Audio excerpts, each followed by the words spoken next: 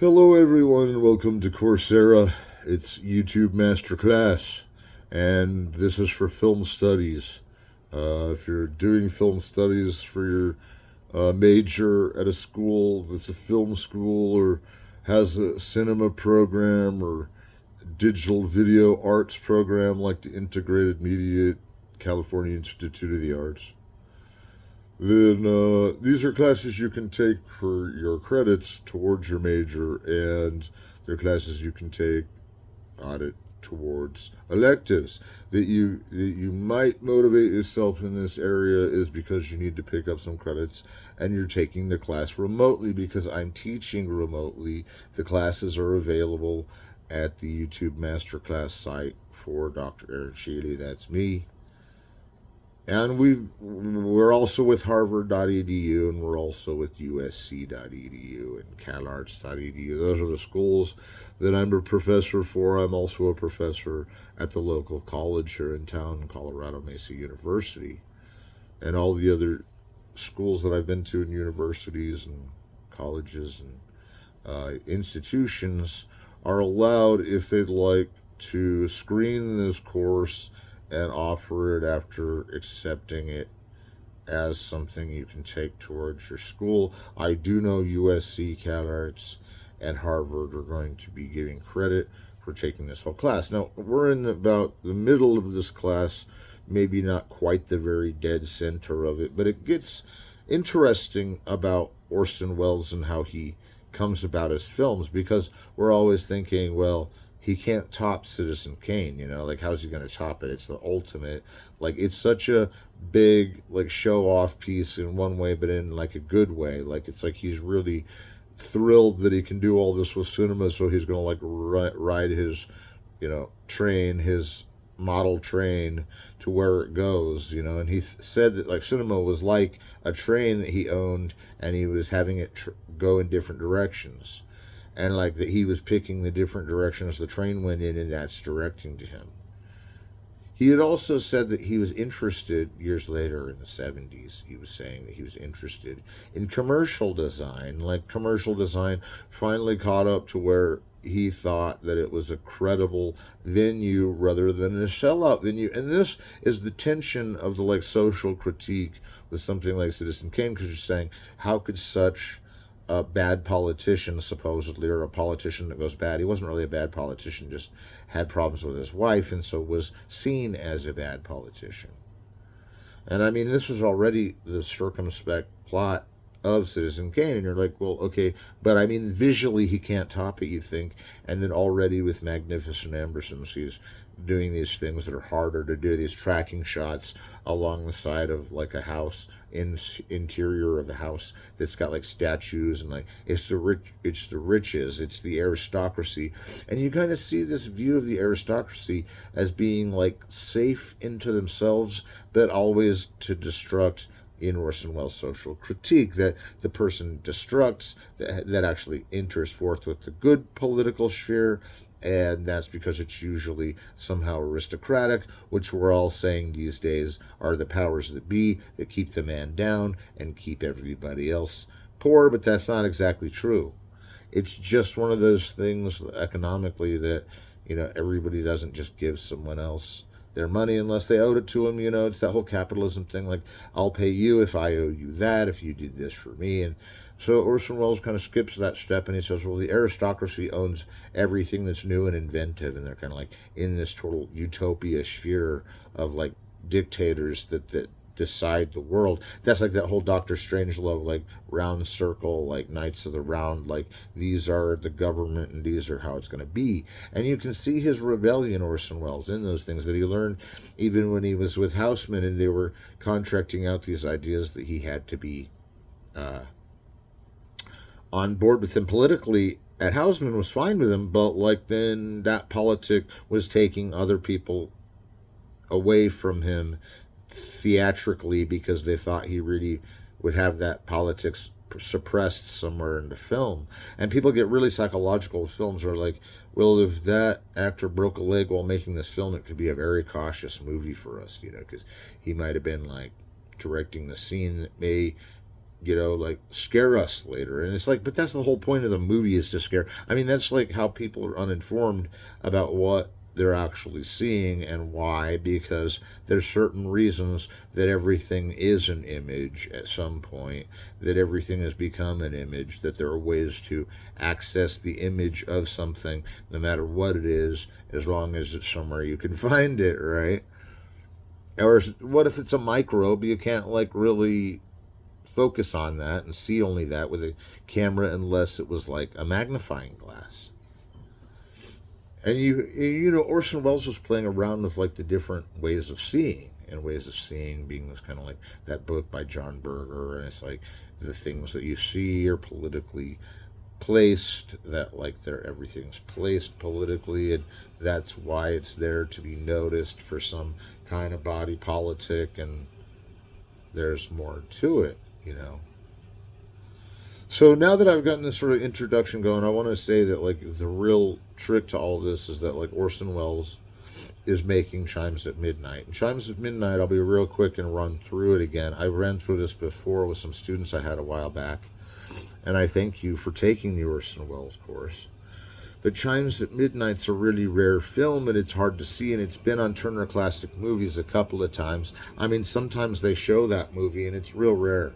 So it's really hard to find. And like that, it's Shakespeare, and it's Falstaff's lines from Tempest, Much Ado About Nothing, and Falstaff was also in Round Midnight, and The Tempest, if I didn't say that already. So now we have like Falstaff, like from these different plays of Shakespeare, figured out he's a recurring character, and that like Orson Welles is still obsessed with Shakespeare from Othello. And then Macbeth, we only talked about a little. It's the one where the knights are all like in shadow, and there's all this play as shadows flicker on the wall as to what's going on. The knights will be battling, and they're seen on the wall. But in Chimes at Midnight, this time it's like Falstaff is a central character to Shakespeare.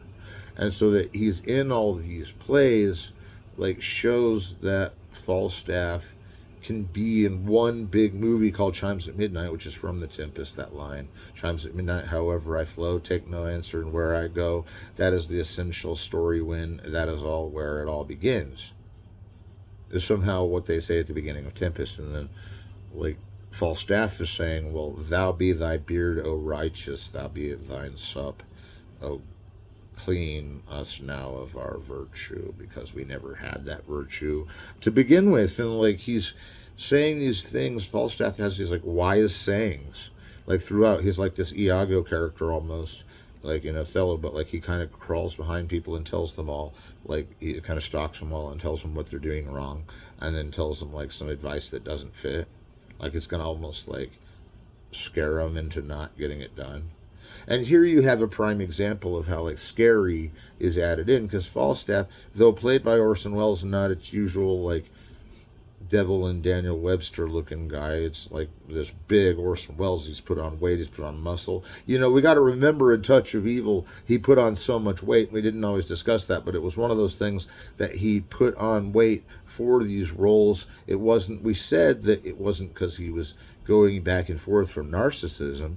He said it was to be the character that he had to be. He had to put on weight for it. Like he just knew for his character. Like when an actor knows what he wants to do for his character, and you've got to realize Orson Welles is still an actor, and mainly not by choice, but by the preference of his audiences in his type of movies actually like Orson Welles. And also it's because he wasn't as big of a priority as we're making him. I mean, in those times, he didn't seem as commercial enough.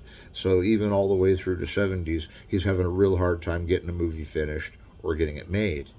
But that once he gets finished, Chimes at Midnight, Touch of Evil, he's really big. Like he's eating a lot. He's forced food down. He's like eating to the point that he's this like Iron Giant dude. And like in Falstaff, he kind of walks around with a cloak and a staff, and he's like this almost like Shakespearean religious figure, like this profiteer that like comes in and like speaks of like, wow, you're really gonna screw up that one. And, but what he really says is, be gone thy beast in thy attitude or thine harm, because no one can feel us anymore in the times that we were decadent to each other, but it was actually excellent to each other, that we were full in our tears, but we were sad in our misery. And if we're sad in our misery, then we're full in our tears. And there's no way to preserve it more than what Falstaff is after them saying, like proverbs that are mixed up and kind of comical, like almost like a Confucianist term or something, like an optimistic view of this totally awful thing that's going to happen.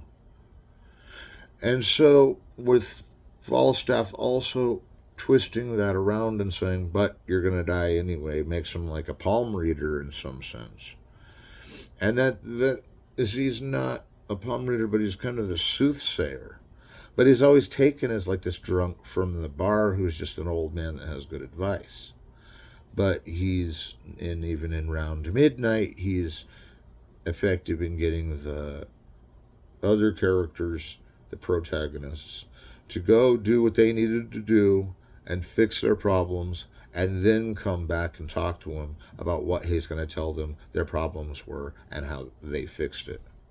And then they'll seem completely like mind numbed that Falstaff has solved another, like caper or whatever. No, and that's the wrong word, but you see what I'm saying? Like Falstaff, the one thing I want you to not do, even though it's comical and Confucius-like, don't think of the like stereotypes of an Asian, because this guy is Orson Welles in one play, and usually represented on the stage as like this kind of like schematory built guy. And I'm not saying an Asian wouldn't be amazing for like a Shakespeare, that'd be cool, right? But like that's what happens in Star Trek, right? But they don't know necessarily that he wasn't just like Asian stereotype, just because he was Confucius like. And I didn't want to get that confused, because it's like, okay, he has something wise to say, and then he couches it, but everybody's going to die someday. And if you couch it with those terms, then you're practically like the Reaper in some ways, because you're always paying attention to the reason somebody's going to die. And the reason somebody's going to die may not be in your like exact vocabulary, but like for these works that Orson Welles is doing, he says this is what goes wrong with the aristocracy. Like eventually there's reasons they've got to kill other people. And those reasons could be money, fame, or power, and that he's always critiquing those things, even in Lady of Shanghai, when he's kind of showing the businessman as being this megalomaniac, and just like later in Macbeth, how it's this ominous shadow that dominates everything. It's like this force of reckoning, like even in Citizen Kane, that becomes an even greater force and then explodes when it gets to like almost the end of where it needs to go. And it's like, that's a suspense thriller, and it's like taking the fact that we know this biography of him in this certain way at this time of his life is going to go a certain way, doesn't still do nothing less than intimidate us that that's how it ends the first time we see it, and we're still in a state of unbelief. Because it's like the big thing, the thing that's already big, like William Randolph Hearst, in this morality tale is getting bigger and bigger, and it's like then he goes up to this kind of hollow point that he's like no longer even human, he's like subhuman, and then it all comes crashing in the minute somebody finds out he's kind of like this ubermensch of himself, or becoming that. And that's what's so weird about The Strangers, that they're saying in that film that Orson Welles' character was in fact, and there he was skinny in that one kind of, but he was in fact going after like the political ideal of him being an Ubermensch by offing this Nazi who's an Ubermensch. And that kind of thing doesn't work. That's him reversing how it really works, and he's showing how it doesn't work, because it doesn't work that way, because in real society there's real politics to face, especially in a political arena. So if you were going to go put your film into a political arena in your Orson Welles, you don't have much except the aristocracy can sometimes wipe out of existence, too. Not out of existence because everyone remembers the famous, but like out of like life. Like they can, even the big and powerful can run out of life. And this was kind of an existential thing, except for his like, but they're going to go out with a total bang. And it's just like, that the Magnificent Ambersons go out kind of like with a whimper because they were all going to sleep. Remember earlier in that scene, there was a big bang. So the bang that usually goes out with it, like this rosebud bang, that's a big one. Citizen Kane, you're like, so that just means that you're being surprised by the way, even though you thought it would end that way or not, like you're still surprised by the ending because it's such a shock to the system to see all that built up for, and boom, he is dead. And this is a kind of technique you see in the later filmmaker of Oliver Stone, kind of, because he's taking these scenes and he's building them up and equating them to the best time of their life, even though everything's falling apart. And then it gets to the end and the character dies, or the character fights some battle he can't beat, or there's something gone wrong. And so if you look at, or it's like this Oedipal complex that we're going to defeat everything in the world and not defeat our own dad, but then end up accidentally doing it. Our own mom, we sleep with her. This is like a degenerate way of vulgarly looking at the human psyche. But we do that because we're like, this is what motivates us biologically and psychologically, which can be biological too. There can be a certain kind of framework for an Orson Welles film to say that it was socially political, but then it would drop that bomb for like ethical play. And it's not a morality play because there's no morals in a world where he's just going to die no matter what good or bad he does in the film. And that's Orson Welles and Oliver Stone. Because no matter how good the choice is or bad the choice is, bad consequences and good consequences are actually random. And that means the final consequence of death is the only consequence that's there. And then if the character dies in the film at some time, which Kane, he dies at the beginning and the end. It flashes, it's a flashback, flash forward. And it doesn't mean he was spending money the wrong way or had it the wrong way. It just meant that when his death was finally imminent, everything's taken away. And that you can't take it with you is not really what he's getting at. He's getting at have fun while it lasts.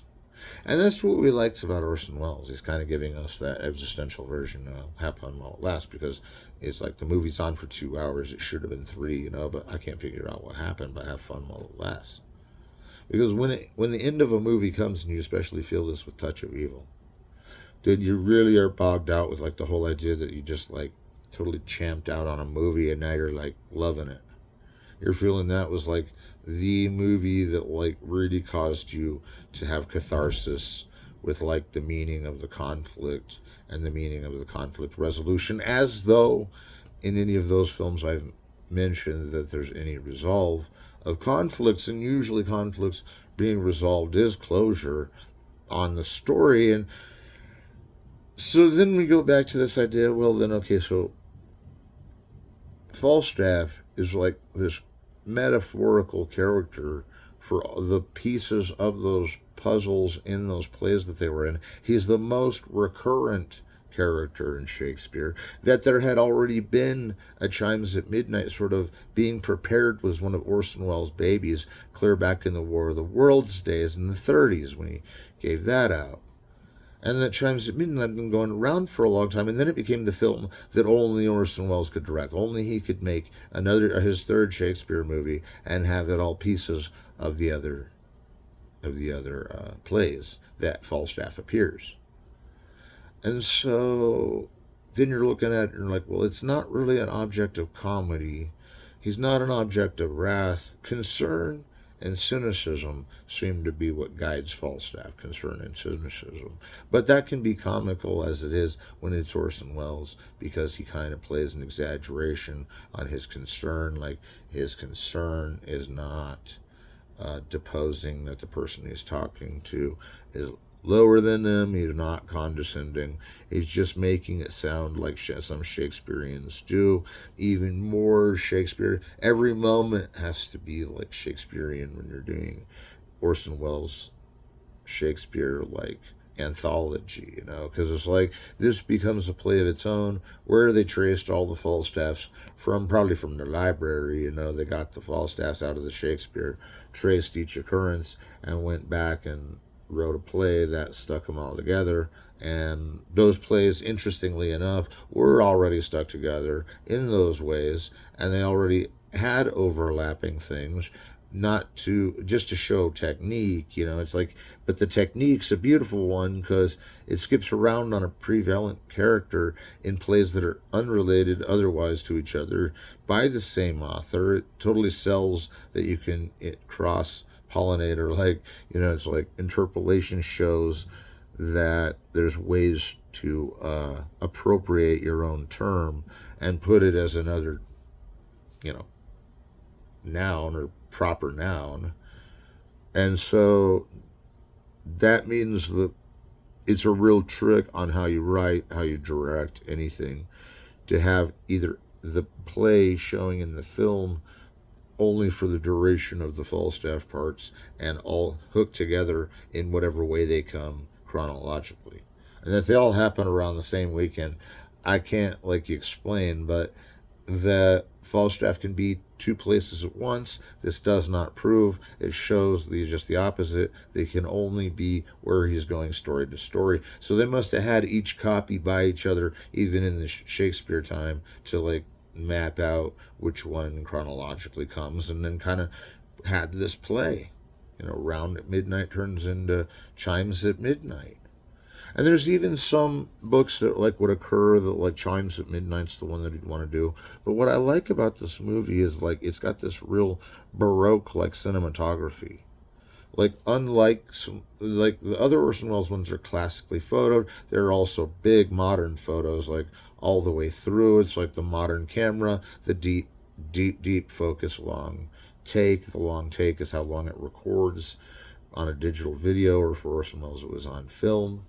And one of the problems he had making these films was even getting enough film stock to make it, but that he'd finally been this independent for so long that they just expected to give him big budgets in Hollywood, even though he'd kind of made these like big movies out of a small amount. But like Citizen Kane cost a lot, and everybody was worried about how like much it was going to cost, and that was one of the reasons it was a deterrent in the time, because it didn't always make back its money that it cost until way later. See, because now you have the Criterion Collection, you have DVDs, you have TCM, you have all these ways of watching movies like Netflix. You can order one of these movies. Chimes at Midnight may be available at Netflix.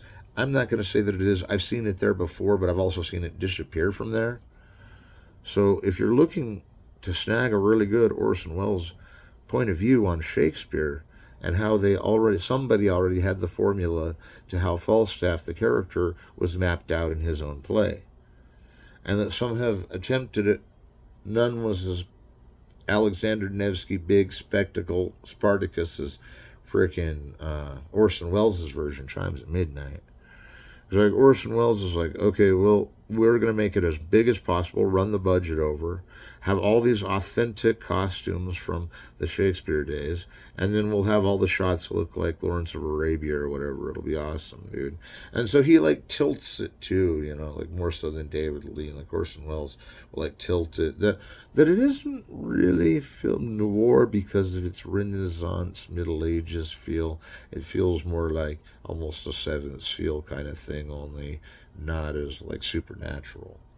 That's the thing that's always avoided in Orson Welles, is there's no supernatural like in any of it. Like when he thinks The Stranger is supernatural because he's an Ubermensch, he is mixing up Nietzsche on purpose. He's not saying that really. He's just purposely trying to use a backwards metaphor to make it sound like the emphasis needed to be on it. And so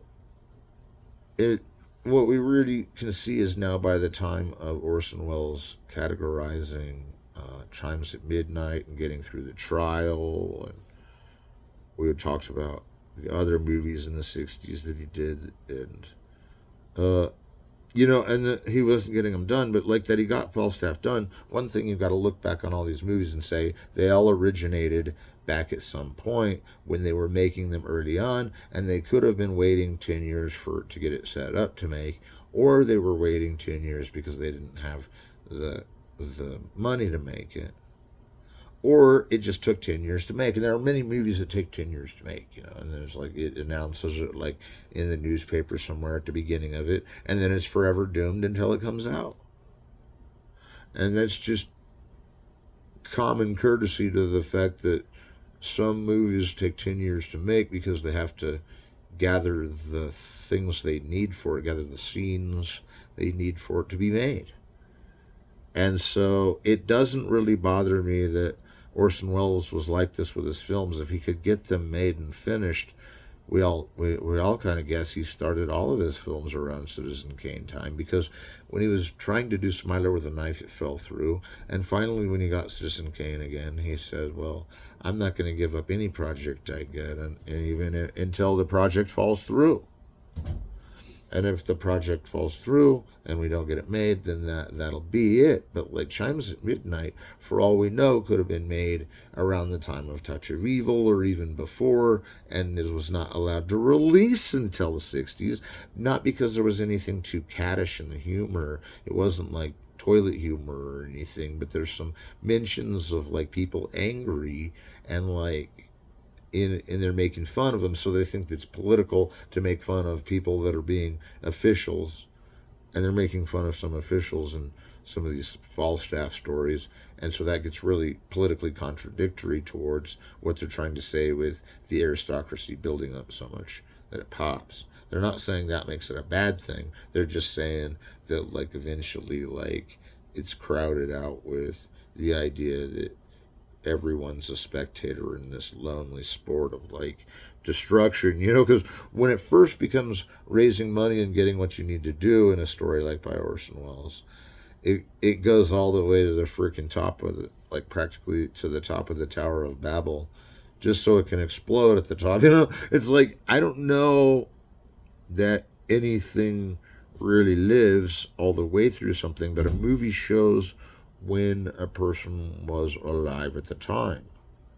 And that's the only real reason we keep the dates to the movies anyway, because it's like we want to know what time this movie came out, sometimes as compared to what time it could have come out, and how a lot of that had to do with either censorship or some technical advantage or other means of keeping the cinema intact, like archiving, for instance, is a way to keep it intact. And Chimes at Midnight, I mean, found that an archive maybe, but that it's a film that matches links of things together, like Alexander Nevsky. Like it'll have like a hangman's noose, and then it'll show a brick wall, and Orson Welles will go skittering past, you know, in his like monk robe or whatever. And then Jean Moreau's in the film, and she does a great job as this character that doesn't like recur except is in The Merchant of Venice. So sometimes these other characters in Shakespeare will get into his other plays, but none like Falstaff have the most dialogue that counting everything they did from the plays they were in. And it's not an actor named Falstaff, it's an actor playing Falstaff. So that Orson Welles is playing Falstaff, he's supposed to be Falstaff, but he puts this new image on him, and you're like, that's kind of political. Because now he's saying that like he's a drunk, he's a megalomaniac yet again. It's always megalomania. That's like narcissism. Like, I think I'm the best, so I know I'm the best. But in this case, it's like everybody hands him a card and says that he is the best. So now in the movie, and like, so he's making this really great movie about like how there is sort of a consequence even to your ego getting big when you get success. And really the way we look at it in real life is success is good, getting there is good. I'm sure there's some good things about success, you know. But like that's the way the social issue film like hides it in that sense, is saying even if you're the best, you're not the best because you're still mortal. And that puts us all equal. Because if we can all equal out and be punished unto death for like some crime we did in the business world, well, if it was in the business world, it usually does meet a pretty harsh death, because you're trusted with all of the things that they've given to you, and then you suddenly want to just like go be an anthropologist in Libya or something. And I'm not saying you would want to, I'm just saying like somebody could get that suddenly and just be like, well, that'd be a more important job, And I'm like, well, this shows the arbitrary nature of what is the more important job, because like some people can say, well, construction's the most important, or blah blah blah. They can list it down, and that's why we pay the most for that, There's this whole like hierarchy of social marketing, and that Orson Welles is marketing on the fringes and marketing on the margins until TCM and video and other releases of the film towards the time of F for Fake. More of his films were re-releasing, and he was able to see a lot of them come out, but like they weren't out until like 30 years after he had tried and wanted to release it. And the Chimes at Midnight like score is really interesting because it sort of has this Alexander Nevsky Prokofiev thing. Now we don't really want to get too much into that because of course then we're dealing with an off limits topic. But Orson Welles is not really taking anything as off limits in his films, but that like even Mr. Arkadin, which will be the one we talk about next, Mr. Arkadin. When we talk about Mr. Arkadin, we're looking at things like symbolic elements of metaphorical narrative and how that creates characterizations among acting in a film. And you can see that with Mr. Arkadin, is that everybody's like Touch of Evil. They all have this kind of like stereotypical like shell of a character that kind of points out what kind of character it is just by the costume. And Orson Welles always does that. He's like pointing out to you what the character is like, who the character is, through his costume. And I think that some of us in America forget that we're not really wearing a costume all the time. We're just sometimes casually like hanging on to fashion. But like, if one is put to an occasion like these, not just to do them as the film, but everything else, they'd want the costumes especially to be authentic, and that Orson Welles always delivered authentic costumes. It was quite a research tool of his that probably came from the Houseman. The War of the Worlds wasn't really, was again preached only to those that would be scared that they'd lose it all. So he's kind of being this like Kubrickian type that's like smashing or the bounds of society onto these characters right as they're on their way up to the top, and then somehow the whole movie expires. It's like that was not the banana peel we saw coming, but that we saw it at the beginning of the film in Citizen Kane. And then we remember that it's going to end that way, sort of close to the ending, when they're talking about how it's coming soon, is really interesting to me. And so, with Chimes of Midnight being so expressionistically shot, for example, and the tilted points of view of the camera, or the tilted point of view of whatever's tilted behind it, and it would be the camera's point of view, but you say it more like, well, it was a slanted screen and it looked artistic because it looked like things were a little off kilter because the frame was bent sideways. And Orson Welles is always doing, especially in The Third Man. Like in The Third Man, every shot goes a leaning. And it's like, that is interesting because that film was not necessarily Orson Welles telling Carol Reed to do that, but that Carol Reed had advantaged a way to show that he could do that, wanted Orson Welles because of that, and from what I understand, he hired him then because he wanted tips on how to do those kind of shots for Third Man. So that he's kind of like coexisting with another director, and it's Carol Reed on The Third Man, and Odd Man Out guy, and Carol Reed also did Oliver, the musical, and it's a really good musical. I mean, it's like really dark on one hand and complete one of those things about how, like, if you're not an aristocrat, you're totally screwed in life. A lot of films have that registrar, and I don't mind because it's like, well, you can still watch that in like sort of an ambiguous way, even if you don't relate to it, and that Orson Welles movies relates to the rich and esoteric and elitist. At some point, they could see how this whole Falstaff medium was elitist. So, that the Falstaff meeting of all these passages in Shakespeare are like, well, that's going to take a lot of time of research just to getting it back up, summoned to a play, theatrics. And then even more incredible control would have to be driven through a movie version. And Shakespeare didn't know they would be movies some days because he didn't know what movies were because it was before the invention. He was alive, and so he's right before the invention of cinema, or not right before, but like 40 years before the inventions of cinema. He passed away.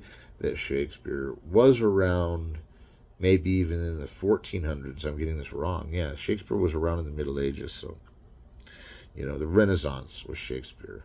But I'm saying that when they adapted the plays, right before they got to the modern era, the plays were already being adapted and used in the USA long before film ever was invented. So to say that the directors that take Shakespeare and make them are totally redeemed in that case because they're doing it the way that they think it should be done, and that's usually the true Shakespeare way, and that they're doing us a favor and putting it into movie version. It's either the film to play, which is good to have because then you can see it if you're not there, and it's also have the movie version, which is a total challenge to erect a movie that's like becoming this spot of convenience among channels that is about the efforts of man and like their consequences and like humanism in general, or like the quirks that invent humanism. And it's like, so that there's humanism in the universal text of the didactic Shakespeare. It unfolds on the screen in different ways each time it's done, and that's why it's worth even making a movie version, at least for all of them, if not for one of them repeatedly. We know there's several Romeo and Juliets, and we know that all the directors in Hollywood just still love working with that theatricality and how we can transpose it to the cinema, and how that theatricality proposes itself as cinema. And then when you have the initial theatricality, there's no necessary recording process. That there still is doesn't mean this is the movie version, but the movie version could be one long take of the play. I've seen that happen, like with Cyberberg's Parsifal. The Chimes at Midnight's definitely not in one take, and that it's his most montageist movie where everything is sliding back and forth to the same sets of like the gallows and like his home, and it's all kind of dark, and then he's got the war out with the army, the military. They're all stationed out in the desert, and it's this whole Shakespearean diorama kind of thing as it comes to life. And I'm going to say that there were other Shakespeare plays that Orson Welles worked on that I don't think he got any of the other ones finished. Doesn't mean that it was degrading of him to ever try, because he was trained theatrically and he was really into experimental ideas like making theater become cinema. And at one time that was a really cinematic and experimental kind of move, because you didn't know that plays could transfer over. But then they're looking back and they're saying these musicals that were Broadway musicals were made into movies at the time and were shown as movies at the time. So there's still like this new gap of like the modern musical versus like the musicals that all knew they'd go on doing similar to what they'd done, like with Fred Astaire and Ginger Rogers at RKO. And then we've already explained how RKO is the best of all possible stock, and that Chimes of Midnight may or may not be RKO, but the decision to go with the studio when you're first coming out with a film is pretty much the studio you're going to remember most, because that's the studio that started you. So eventually you're going to have to come back to the subject and say, but that was really a film that I made. If you're a filmmaker, that was a film I made for these guys, and they gave me my start. And so they're forever like having this compass over you as a director in American history, because then it's like Orson Welles is always associated with RKO. And like Chimes at Midnight might not be totally an RKO company, is because RKO had already folded pretty much around the time of Chimes at Midnight. It wasn't because of that. But that's weird, because his official policy was, Orson Welles, that everything had to be screened through RKO so that way some lone interpreter didn't mess up the context of all the dialogue, especially when Falstaff took so long, right?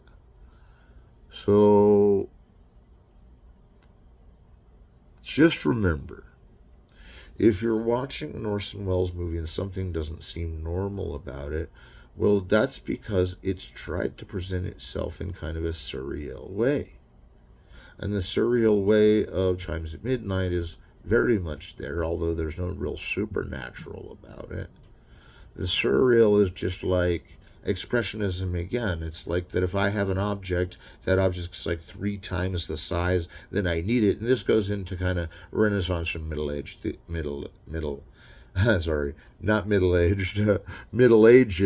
thinking. So they're thinking in the Middle Ages, and they're playing in the Middle Ages that they're thinking they're there. And that's because that's how actors will perform a task of acting, by becoming most like the character they can be. And that shows that if they're in the past, you kind of have to figure out what they were doing in the past, and these things become very technical and detailed. And I can't go into total demonstration of that, but like that Orson Welles always knows how to conform into one of his type of actor, and that he was acting in other movies too, does show that he was an actor as capable of as, say, John Cassavetes. Maybe not as like fresh and purine as John Cassavetes, but he's there. He's there, Orson Welles, and he's an actor as well as, because some directors, they put themselves in a movie, they may not be a good actor, but Orson Welles knew he could pull it off, whether he initially wanted to play the role or not. And that he liked dramatizing the narrative, even the narration goes into that whole Orson Welles with War of the Worlds, and how he's dramatizing a narrativation over a loudspeaker. And this is turning into like scary propaganda for like the aliens have landed. And Chimes at Midnight goes a little different than his usual mortality ones. It just kind of trims off at the end about the same way it started, in media res. Now, in media res is when the story starts at something in the narrative that's way past the point of the intro. You can tell in the story that they've lopped off the intro. They've totally pushed forward and gone straight to chapter 1, and boom, it's in media res, means that it's already going when they get there. So like the car is always already driving when they get to the scene. And in Chimes at Midnight, it's like it's in media res. It's like it shows these gallows, and it shows these dead soldiers, and it's got these very like jagged lines everywhere, and it's kind of tilted to the side. Chimes at Midnight is. But then by the time, and that's kind of in media res, by the time it ends the same way. It's got like this montage, and that's why I say Alexander Nevsky, because it kind of ends with the helmets and the spears sitting there. Everybody, Falstaff, like, whether he dies or not depends on the version, and I'm going to say that with Orson Welles, there's a lot of versions of each film, and that's one of the things that hurts us when we're going to say, well, is this the version I have? Is this the regional Colorado version, or is this the film school version? And I've seen the other versions and can tell you that there are other versions of Orson Welles films, but that the version played most universally in the most theaters, which, if it even exists, the one that's the most played because it's the most taken by the audience as the version that they want to see most, is the version that usually gets out to the public. But then that there's made for themselves versions and made for others. Some of that gets out in the TCM stage of like finding out about the film, some by classes like these, but that you can learn to ask libraries for missing titles, and they can track it down sometimes. And I think that that's the most economical way of doing it, and it puts the library to use of tracking something down. Not that the libraries are not already used. The library will save you in these film classes, because you'll see the practices of looking, or buy a book by Marita Sturkin and Kristen Stewart and Kristen Thompson. And the thing is like there are other books that are more important, but barely any, because those are some of the books that you'd see at the library, the film books, and look in them and see these similar like stories to like what I'm telling, only that I'm telling not the untold, but the actual textbook case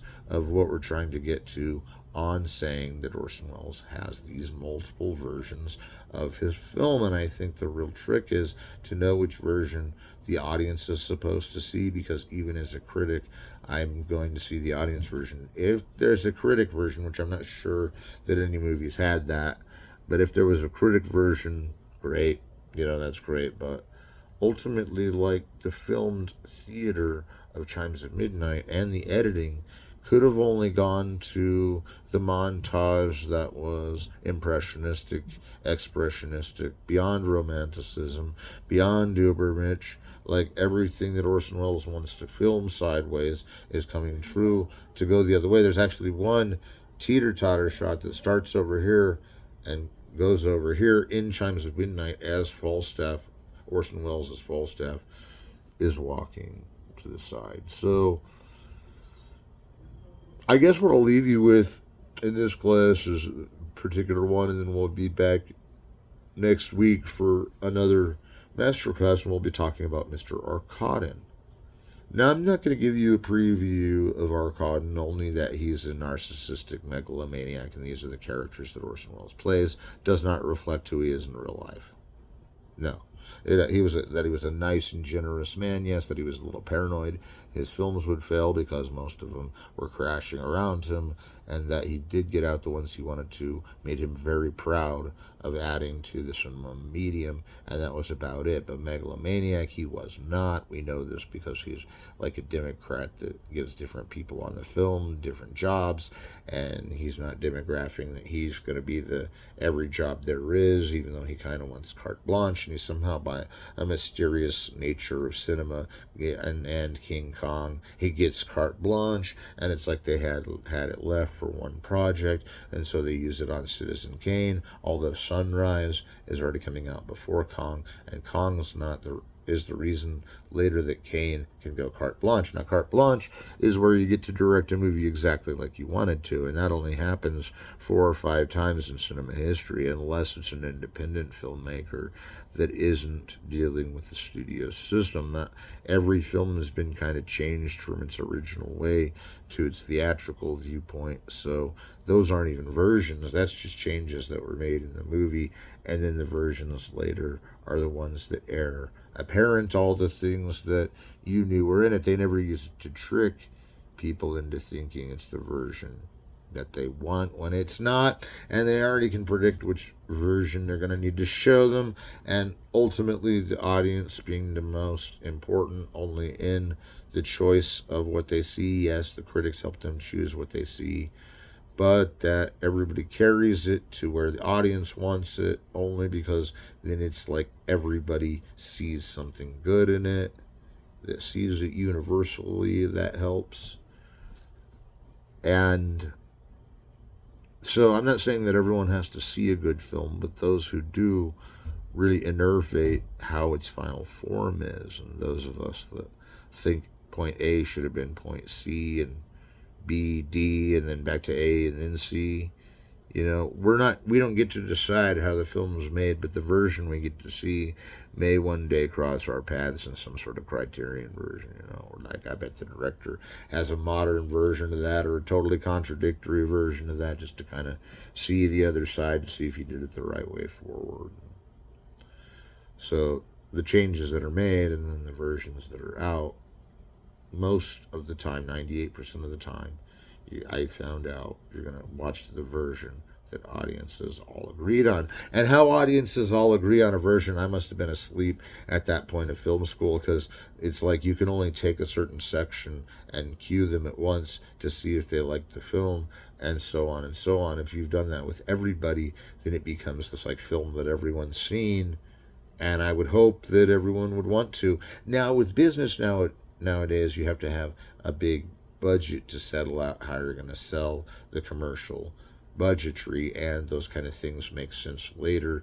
It's considering that's how much you spend on the film. You want it to be worth that much, and it already is, despite what the audience sees. So there, is hope, but like the version that they get is most tailored to the audience. So don't worry, it doesn't totally destroy creative impulse or creative being. It just can slow you down in saying, well, I guess they've done that already. Let's do it a different way. And I think that's what happens a lot of times with movies is they've done, and even with Orson Welles, is that they've seen it done so many times one way that they're just going to do it another way. All right. We'll be back next week. Masterclass. Thank you.